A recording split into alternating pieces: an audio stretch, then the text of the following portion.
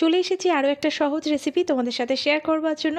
আর আজকে আমি যেটা বানাচ্ছি সেটা হয়তো সবার পছন্দ নাও হতে পারে, কারণ আমি বানাচ্ছি মাশরুমের একটা রেসিপি। আর আমি জানি মাশরুম সবাই খেতে পছন্দ করো না, তবে যারা যারা খেতে পছন্দ করো শুধুমাত্র তাদের জন্য এই রেসিপিটা। তো বানাচ্ছি আমি এখানে মাশরুম বিরিয়ানি, যার জন্য প্রথমেই দেখো চালটাকে আমি বেশ কিছুক্ষণ আধা ঘন্টা মতো ভিজিয়ে রেখেছিলাম।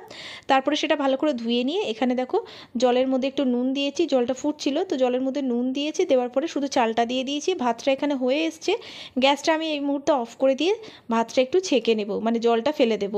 আর এদিকে আমি অন্য একটা জায়গায় কিন্তু অল্প একটু তেল গরম করতে দিয়ে তার মধ্যে বড় এলাচ দিলাম, সাথে তেজপাতা দিয়ে দিচ্ছি, এদিকে লবঙ্গ দিয়ে দিলাম, সাথে দিয়ে দেবো একটু দারচিনি, এদিকে দিয়ে দিচ্ছি একটা স্টার অ্যানিস, আর এখানে চেরা কাঁচা লঙ্কা। এইবার দিয়ে দেবো এর মধ্যে পেঁয়াজ কুচি। তো পেঁয়াজটাকে বেশ কিছুক্ষণ কিন্তু আমি নাড়াচাড়া করব, মানে ভেজে নেব। গ্যাসটা এই মুহূর্তে আমার মিডিয়াম ফ্লেমে আছে। তো পেঁয়াজটা দেখতেই পাচ্ছ একটু নরম হয়ে গেছে। এর মধ্যে দিয়ে দেবো এবারে আদা রসুনের পেস্ট। তো আদা রসুন পেস্ট দেওয়ার সাথে সাথে দিয়ে দেবো টমেটো কুচি। ব্যাস, এটাকে কিন্তু আরও বেশ কিছুক্ষণ আমি মিডিয়াম ফ্লেমে নাড়াচাড়া করব, যাতে আদা রসুনের কাঁচা গন্ধটা যায়। এর মাঝখানে আমি দিয়ে দিচ্ছি বেশ কিছুটা ধনেপাতা। সেটা দেওয়ার পরও কিন্তু আমি বেশ কিছুক্ষণ এটাকে মিডিয়াম ফ্লেমে একটু নাড়াচাড়া করব, মোটামুটি 2 থেকে 3 মিনিট এইভাবে নাড়াচাড়া করার পর এর মধ্যে আমি দিয়ে দেবো কয়েকটা মশলা। তার আগে আমি দিয়ে দিচ্ছি মাশরুমটা একটুখানি আমি বড় সাইজ রেখেছি।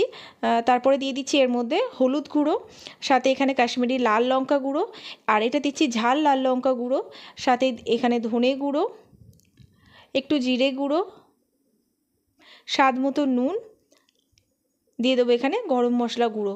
তো সব কিছু দেওয়ার পর দেখো এইবারে এটাকে একটু ভেজে নেব, মানে মাশরুমের একটা কাঁচা গন্ধ থাকে না, তো সেটাই এখানে বেশ কিছুক্ষণ মিডিয়াম ফ্লেমে মাশরুমটা ভেজে নেব মশলার সাথে, মানে কষিয়ে নিচ্ছি।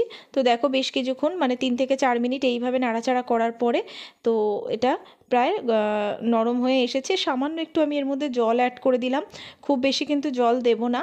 তো সামান্য একটু জল অ্যাড করার পরে এর মধ্যে আমি এবার দিয়ে দেবো যে ভাতটা বানিয়ে রেখেছিলাম, জল ঝরাতে দিয়েছিলাম, তো সেই ভাতটাই কিন্তু এর উপরে দিয়ে দেবো। এবারে ভাতটা একটু দেখো ছড়িয়ে দিলাম, আর এর মধ্যে দিয়ে দেবো একটু ধনেপাতা কুচি, মানে উপর থেকে একটু ধনেপাতা কুচি দিয়ে দিচ্ছি, সাথে একটা লঙ্কা দিয়ে দিলাম, আর দিয়ে দেবো সামান্য একটু ঘি। ব্যাস, এটাই দেবো, আর বেশি কিছু দেবার নেই। এবার এটাকে ঢাকা চাপা দিয়ে লো ফ্লেমে দমে রেখে দেবো, মোটামুটি 20 থেকে 25 মিনিট এইভাবে দমে রাখার পরে গ্যাসটা অফ করে দিয়ে আরও 10 মিনিট কিন্তু স্ট্যান্ডিং টাইমে রেখে দেবো। তাহলে কিন্তু তৈরি হয়ে যাবে আমাদের মাশরুম বিরিয়ানিটা। সত্যি বলতে কি, খেতে কিন্তু অসাধারণ হয়েছিল। যারা মাশরুম খেতে ভালোবাসো তারা অবশ্যই একবার ট্রাই করো। তো এরকম অনেক রেসিপি কিন্তু আমার চ্যানেলে আছে, অবশ্যই চেক আউট করে নিও। আর এই মাশরুম বিরিয়ানিটা কেমন লাগলো সেটা অবশ্যই কমেন্ট করে জানাতে ভুলো না। ভালো থেকো, আবারও দেখা হবে নতুন কোনো রেসিপির সাথে। টাটা।